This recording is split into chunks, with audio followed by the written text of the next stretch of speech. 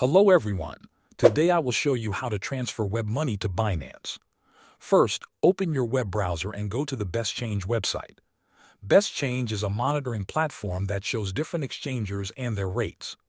On the left side, choose WebMoney WMZ or WMR as the currency you want to send. On the right side, choose the cryptocurrency you want to receive, such as USDT or BTC. Next, look through the list of exchangers. Pay attention to the exchange rate, available reserves, and user reviews. Choose an exchanger that has good feedback and enough reserve to handle your amount. Click on the exchanger name to visit their website. On the exchanger website, enter the amount of WebMoney you want to exchange. Then enter your WebMoney wallet number. After that, you will need to enter your Binance deposit address. To get this address, open Binance in another tab or app. Go to your wallet. Choose Deposit. Select the same cryptocurrency you are buying and copy the deposit address. Make sure the network matches exactly.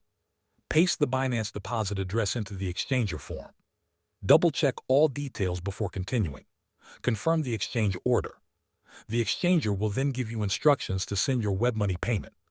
Open your WebMoney Keeper and send the exact amount to the provided wallet.